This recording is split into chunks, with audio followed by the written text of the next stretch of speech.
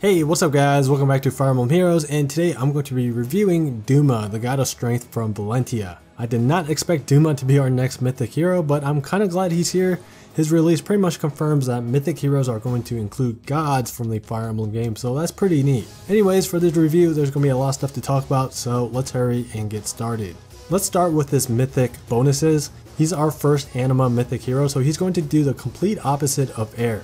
When he's on your defense team and you fail to defend, then he's going to reduce lift loss. The formula for the reduction amount was displayed in the game a long time ago when Mythic Heroes were first announced, and the formula is Mythic Hero count max of 2 multiplied by the amount of heroes blessed with the Anima Blessing multiplied by 4 plus Mythic Hero merge count max of 20.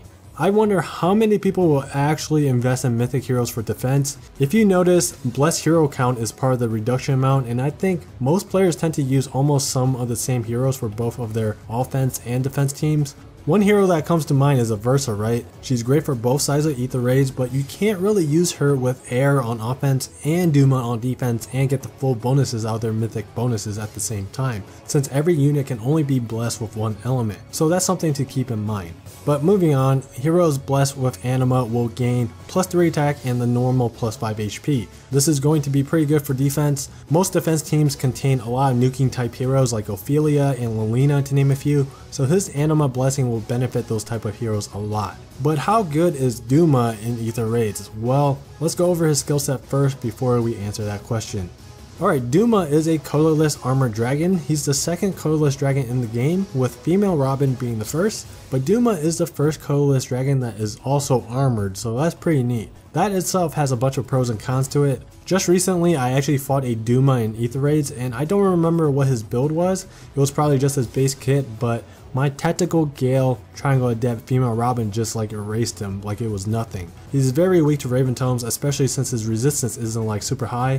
31 res is good, but I'm surprised it's not more. The biggest con that he has is that he's weak to both dragon and armor slaying weapons. Julia and Deirdre just got the refined, so a lot of players are building them. Armor slaying units were already popular due to Surtur causing mayhem in Ether Raids and in Arena, so it's really a bad timing for Duma to be in the game right now. On the flip side, the pro of being colorless is that he's neutral against all weapon types, of course, so if you can build him super tanky, then it'll be difficult for any unit to take him down without having some sort of weapon that's effective against one of his types. As for his stats, I'm not going to touch on it too much because he has pretty standard stats for an armor unit.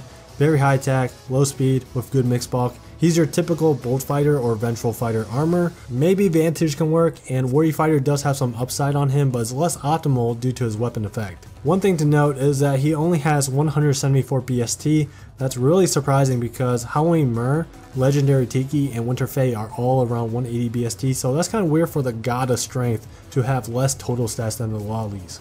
His skills are where stuff gets interesting.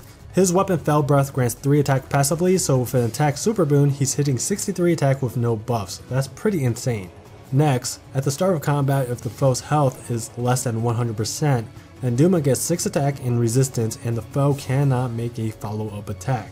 This has synergy with his unique C skill Upheaval. His C skill deals 7 damage to all enemies at the start of turn 1, so Duma almost always will get the 6 attack and resistance buffed, and I'll talk more about Upheaval in a little bit.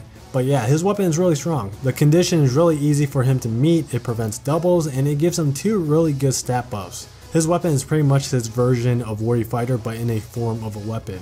I do think Warrior Fighter might still have some use on him if you use him as a stalling unit in Ether Raid defense team, since there are some ways to counter his weapons, such as Air's unique C skill and the healing tower, so Warrior Fighter would add some extra cushion to his tanking capabilities. New A skill is Defense Res Solo. It seems kinda counterintuitive to have a solo defensive skill because generally you want to keep your team together to stack buffs. However, in Ether Raids it's optimal to split up your team so nobody gets hit by a Versus Knight, so Defense Res Solo is pretty nice for that. It's especially good on Duma since he's already gaining so much attack from his weapon, he just needs more defense and resistance, and this skill is perfect for that.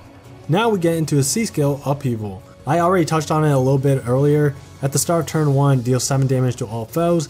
In addition, in Ether Raids during Anima season, if Duma is on your defense team, then he'll destroy an offensive structure that's in the same column as him. This effect will get better as time goes on. Later on, players will have higher level structures, so this effect just gets better.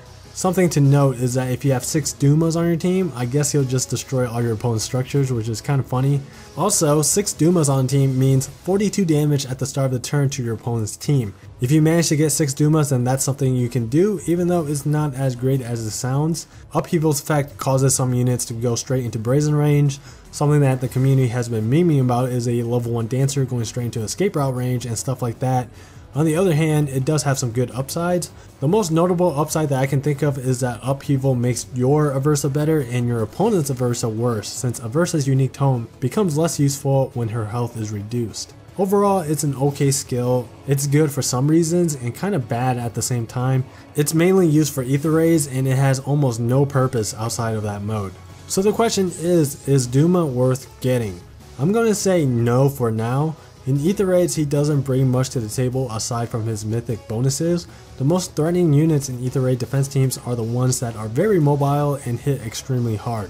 Duma has the strength, but he lacks mobility. Without mobility, then he's just a sitting duck on defense teams. Just think about what units in Ether Raids that give you the most trouble. They're probably like ranged nukes like Ophelia, Lulina, the fire sweep users, which mainly include either range units like legendary Lucina or cavalry units, beast units because of their 3-space movement, then there's probably legendary Azura of course because of her dance.